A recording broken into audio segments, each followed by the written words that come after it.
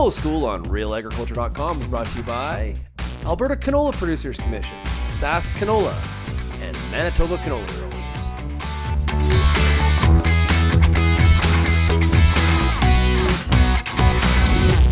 Sean Haney here with RealAgriculture.com, and we're in Canmore at Canola Discovery Forum, and right now I'm joined by Murray Hartman. How are you doing today, Murray? I'm very good, thank you. Okay, Murray, let's talk about the 2015 growing season. Sort of an odd year. Some things we really want to forget as we look towards the future. An odd year would be an understatement, right? Because, I mean, we went through May and June was record drought in many parts of Alberta and Saskatchewan. You know, so that really dictated the success of the crop, or lack of success of getting canola to emerge out of the ground. So that was a really big factor this year. And, you know, we had many counties, et cetera, declaring a drought by June, you know. And then the rains came, and with canola being quite a forgiving crop, what we call plastic, are able to compensate for later in the season. It did that, and we ended up with some pretty respectable yields, you know. And so now growers are saying, you know, well, guess what? My ugliest crop was the highest yielding. My latest seeded crop was the highest yielding. My reseeded crops were higher yielding. And I go, okay. I said, but this is a year to forget that. Yeah, so next year don't plan on starting seeding in June. That's right, yes, you know, because over my, 20 some years, I've seen 1 out of 10, you'll get those kind of situations where the conditions are poor early, get better growth later, which really benefits thin crops, late seeded crops, etc. But on average, we don't see those very often, so you shouldn't be planning your management techniques for the odd years. You should be doing it for what's more probably likely going to be, Yeah, it's a good lesson in the fact there's lots of variables, and focusing on one variable necessarily doesn't lead you to better decisions.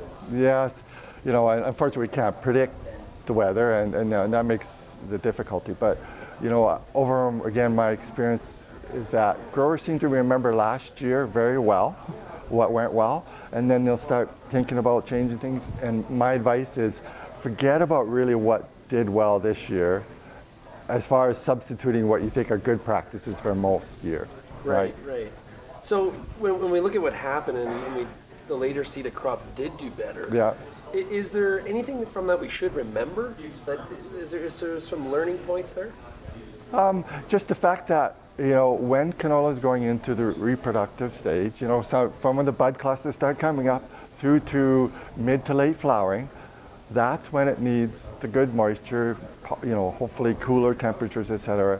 So whenever that period is happening, that's when you want your canola flowering. And if it's not going to happen until August, and if you got a late fall frost, then basically you want your canola flowering in late July, not late June, early July, right? But again, we did have some growers that had trouble with frost because there was a very late crop and we had some early frost.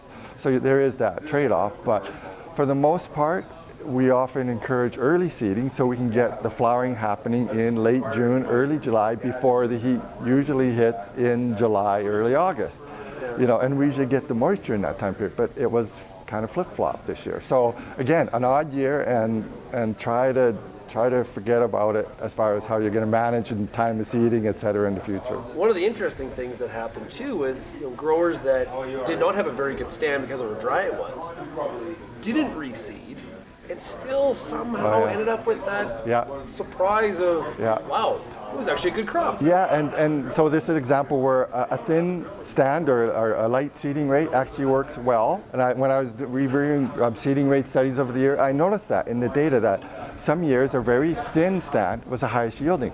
And there was those ones where the conditions were poor early, mid to late season we got good moisture, the plant reflowered, regrew, and it was able to fill based on that moisture. So a thin crop has the ability to put up more branches and compensate better, versus a thicker seeded crop won't branch, etc. It has more hormone signals to say that I'm done and I don't want to branch as much. So if you can expect poor conditions early and good late season moisture, then thin crops. But I've had growers say the crop where the flea beetles cleaned most of it all off was my better crop, because it ended up being a thin crop again.